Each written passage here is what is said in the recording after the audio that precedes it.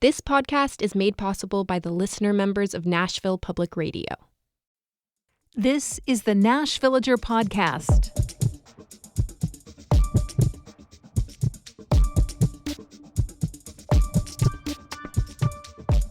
It's November 12th, 2024. On this day in 1874, a major player in Nashville's industrial history opened its doors. The Edgefield and Nashville Manufacturing Company made furniture and millwork for home building in a sprawling complex on the east bank of the Cumberland River. I'm Nina Cardona, and this is your daily digest of what's happening around Middle Tennessee from Nashville Public Radio, WPLN News. The East Bank, the football stadium and the area around it, is due for a massive redevelopment to bring offices, apartments, restaurants, and retail to the zone that has long been marked by warehouses and scrapyards. And one question I hear again and again is, how did Nashville ever let one side of its downtown riverfront become dominated by eyesores in the first place? Well, the answer is that area became a hotspot for industrial sites long before it was considered part of Nashville. For generations, Nashville, and I'm talking about the entire city, mind you, was just part of what we now call downtown. The first white settlers built the first homes on the highest part of the river bluff, up around where the courthouse is now, and the settlement grew out from there to the west. Even in the late 19th century, what we now think of as the center of downtown, Lower Broad, 2nd Avenue, Riverfront Park, that was the gritty edge of the city. If you look at the older buildings that still stand downtown, you can easily see where people placed the highest priority on appearances. There's the State House, of course, but also the grand old bank buildings in what was once the city's financial district. That's around the corner of 3rd and Union. The ornate Southern Turf Building is nearby on 4th. The nicest hotels were closer to Charlotte than Broadway. People did their shopping on Church Street. Basically, the farther uphill a street is, the more likely the buildings were made of stone with beautiful carved elements. Downhill, they were made of serviceable brick. And a lot of those structures that back up to the river on 1st Avenue were warehouses. And it makes sense. In an era when the Cumberland River was an important thoroughfare for transporting goods, the land with the easiest access to that river was reserved for use as a loading and unloading zone. Nashville's economy depended on it. The East Bank was especially ripe for industrial use. That side of the river offers a lot of water-level territory for businesses to build barge docks, for one thing. But perhaps just as importantly, for a long time, it was fully outside of any city limits. Nashville was on the other side of the river. People were living on the east side, too, but the housing was built well out of the flood zone that lines the riverbanks. And the people of Edgefield were kind of slow to incorporate as a town. So for decades of pretty substantial growth in this area, the only local government that East Bank businesses had to deal with was the county. All of that together is why it developed as a 19th century hub for some of the biggest factories in Davidson County. And while that area did naturally evolve, those manufacturing complexes were replaced by distribution sites. In other words, it remained almost exclusively industrial until the late 1990s, when it was picked to become home to the city's football stadium and juvenile justice center, all while still surrounded by industry. The current plan to build a robust, mixed-use neighborhood is not just a chance to extend to the downtown urban core to straddle both sides of the river. It solidifies a fundamental shift in what purpose the East Bank serves. And perhaps the most symbolic piece, the one that seems to be pending but is not yet secure, is the PSC metal scrapyard across from Rolling Mill Hill. That site covers 45 acres. That's 1.5 times the size of the 30 adjacent acres that the city is working to redevelop. And remember, the city development is meant to be a jumpstart for the neighborhood as a whole, with the hope that private developers would do the same on other properties all along the riverbank. So clearing out the metal yard would open up a tremendous area for this new East Bank concept. The site is due to go on the auction block sometime this month. In just a few minutes, an intentional neighborhood. That's coming up after the newscast.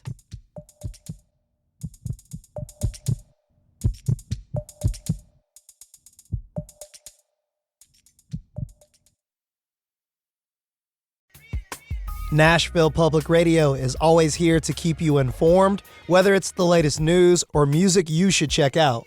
Every week, What We're Wednesdays shares the latest happenings taking place right here in Nashville by talking to members of our community, putting on events in your neighborhood and beyond. So tune in to What We're Wednesdays every Wednesday, and you can always find events at WNXP.org/events. Here's the latest from WPLN News. As Tennessee cracks down on cannabis products, it's getting easier to sell them just across the state line in Kentucky. The edible and smokable products you can find on Tennessee's shelves essentially use a loophole. Instead of containing the common compound that gets people high, THC, they use hemp with a chemical cousin. It's called THCA, and it has similar effects to typical marijuana once it's heated.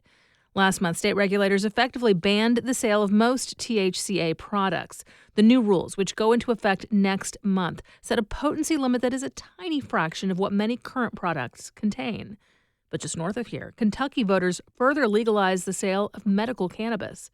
Joe Sonka, a reporter at our partner Louisville Public Media, tells us more. Voters in 53 cities and 53 counties approved the measure to allow licensed medical marijuana businesses to operate in their jurisdiction. A collective 67% voted to allow such businesses, which will be legal in the vast majority of Kentucky. Marijuana dispensaries, cultivators, and processors will only be prohibited in 20 counties when Kentucky's medical cannabis law goes into effect next year, as they pass local ordinances to ban them. The ballot measure passed by more than 75% in Marion and Nelson counties, where the so-called cornbread mafia operated what federal prosecutors called the largest domestic marijuana syndicate in American history in the 1980s. I'm Joe Sonka in Louisville. Each of these policies focus on cannabis businesses. When Tennessee's new rules go into effect December 26, it won't be illegal to possess any THCA products, only to sell them. The Tennessee Valley Authority has officially agreed to supply power to Elon Musk's supercomputer in Memphis. The company, XAI, may need as much as 0.5% of TVA's entire electricity capacity. That's more energy than what the entire population of Franklin uses. WPLN's Caroline Eggers reports. Memphis leaders made a deal for XAI in the spring, and the company began operations by July. Initially, XAI brought 20 mobile gas turbines to cover its electricity use, a fast and cheap option for a startup that could soon be valued at $40 billion. This was off-grid power, only with fossil fuels and allegedly without local air permits. And it raised alarms for pollution in a community that houses an oil refinery and a big TVA gas plant.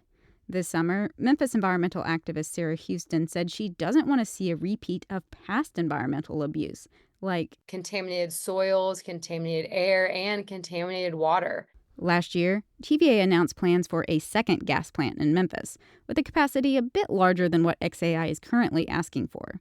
Though TVA will probably be supplying power to XAI before that plant is finished. And Elon Musk recently said the facility may double its current computing power.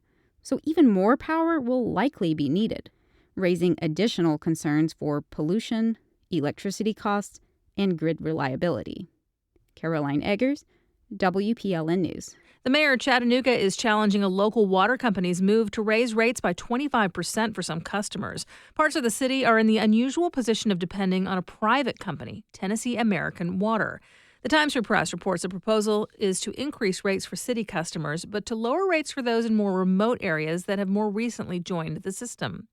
At a public hearing, Chattanooga Mayor Tim Kelly said it was unfair for those who've been paying annual rate increases to shoulder more costs for the expanding infrastructure.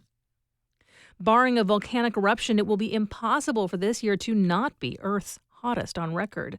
The World Meteorological Organization has already crowned 2024 as the hottest, with 2 months left to go. WPLN's Caroline Eggers reports that Nashville is also on track to break its record. As a flurry of bronze-colored leaves dropped this month, Nashville sizzled at 80 degrees. The city has had its hottest year on record so far, with some extremes along the way.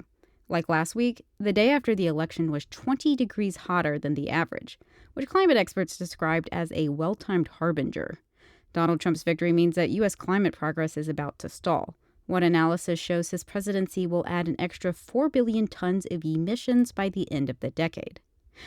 For context, that's equivalent to the combined annual emissions of the European Union and Japan. So the U.S. alone may undo 5 years of global progress on renewables twice over. The National Oceanic and Atmospheric Administration forecasts that Tennessee will be warmer than average over the next few months. You'll find more news anytime at WPLN.org. As demand for housing rises and loneliness rates spike, some Nashvillians are looking to innovative living solutions. One such arrangement? Something called co-housing, which has actually been in Nashville for the last decade. As that community nears its 10th anniversary, WPLN's Cynthia Abrams checks in on how it's going. It's a warm Friday night in Germantown. Just a few blocks away from raucous bars and restaurants, families have gathered outside of a common house for an ice cream social. While kids play, adults check in with each other. How's y'all's moving going? Is everybody settled? There's a neighborly friendliness there, as this is a typical event for Germantown Commons, a co-housing community on 5th Avenue. It's 25 homes, all facing a courtyard, and where residents serve on committees, like the one that called for ice cream tonight, and make consensus decisions. It's a concept about a collaborative neighborhood where you actually know your neighbors, and the idea is to make it a better place for everybody. That's Katie McCammond, an architect and developer known for introducing the concept of co-housing to the United States. Today, there are around 180 communities nationwide. From the outside, they might not look that different from a dorm or apartment complex. What sets it apart is the ethos behind moving in. Take this Germantown Commons resident. We wanted to be able to live in an intentional community, but not intentional community in the religious sense. McCammond argues that living communally is actually the way it's been done for a long time.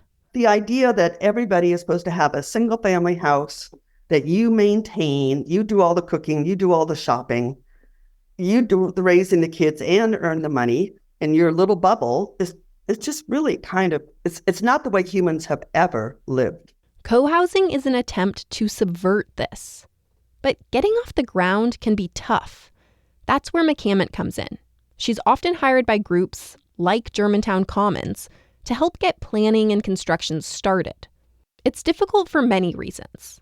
New construction is not cheap. And oftentimes the people interested in building co-housing have their assets tied up in their current home. Plus, there's the general novelty of it all. Traditionally, housing is a very conservative choice for most people. It's not where people take risk. But once it's all said and done, there's ample reward. The Germantown Commons community say this is true for them. Their first ever resident, Dot Dobbins, moved in after her husband died, and she was unhappy living by herself. That was a decade ago. You will have people that become your best friends. Mm-hmm. Not everybody in the whole community will be your best friends, but you will know everybody in the community. Like, it'll be like a Friday night, and my friend's like, you want to go out? And I'm like, no, I'm hanging out with my neighbors. Like, I'm like, oh no, it's like neighbor night. And that was Jessica Nazarino, who's 30 and was excited to buy in when a different resident moved out. Despite their enthusiasm, co-housing remains pretty rare in Tennessee. And it can take a lot of time for each new community to become reality. Out in Dixon County, a group has been working for 5 years to establish co-housing on 150 acres of farmland. The feel is pretty different from Germantown. And in June and July, it is covered with blueberries that we like to share with our friends. In online videos, Burns Village is described as a way to live in rural Tennessee and still maintain strong community, as well as support a working farm. John Patrick is leading the effort. Well, this is a CSA on a different level. You have a whole community that could be helping a farmer, whether it's financially or whether they go out there and dabble a little bit, pull a few weeds, they plant. Despite the differences in setting, the sentiment is largely the same.